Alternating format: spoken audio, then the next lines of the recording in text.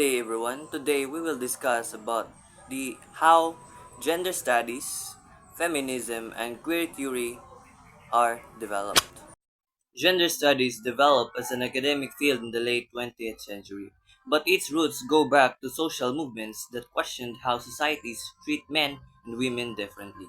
It began formally in 1970s when women's studies programs first appeared in universities. At this time, scholars wanted to understand why women were often limited in education, employment, and leadership roles.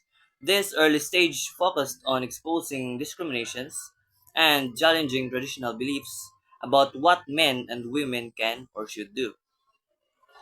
As the field matured, researchers realized that simply studying women's issues was not enough.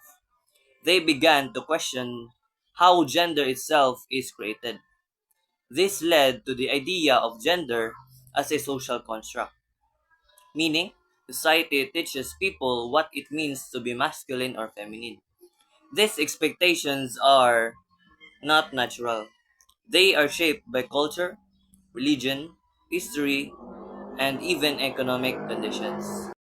In the 1980s and 1990s, gender studies expanded again through the influence of sociology, psychology, and anthropology, and cultural studies. This period introduced intersectionality, a concept that explains how gender interacts with race, class, sexuality, religion, and ability. For example, the experiences of a white woman and black woman are not identical, e- even though they are both women.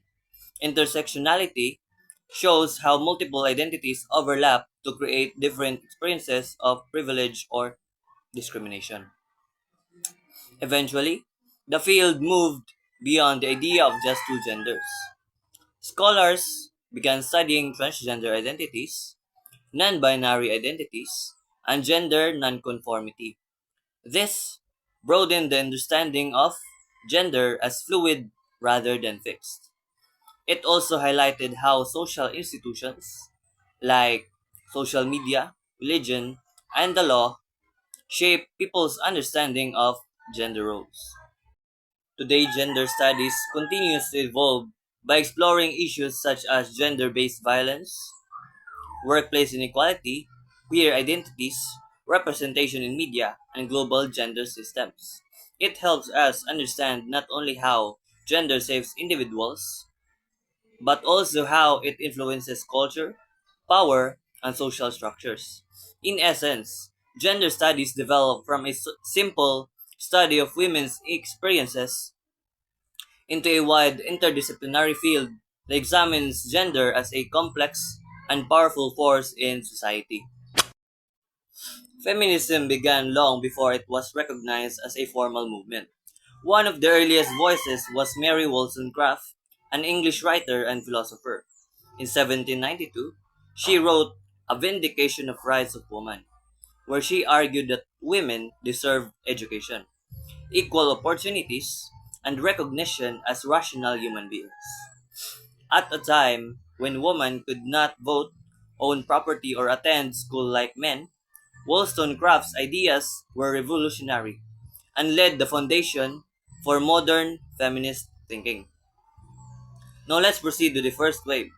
The first wave of feminism emerged in 19th and early 20th century. This wave focused on legal and political rights, especially the right to vote. Women activists argued that they should have the same rights as men because they contributed to society. This period saw major victories, such as women gaining suffrage in countries. The first wave built directly on Wollstonecraft's ideas of equality and justice. The second wave, beginning in 1960s, expanded the definition of equality. Women fought for reproductive rights, equal pay, access to higher education, and freedom from gender-based discrimination.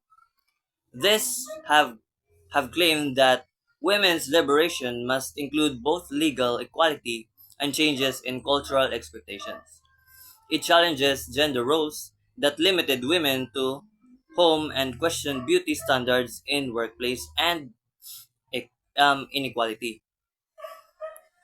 In the third wave, which emerged in 1990s, feminists emphasized intersectionality, the idea that gender cannot be separated from race, class, sexuality, or culture.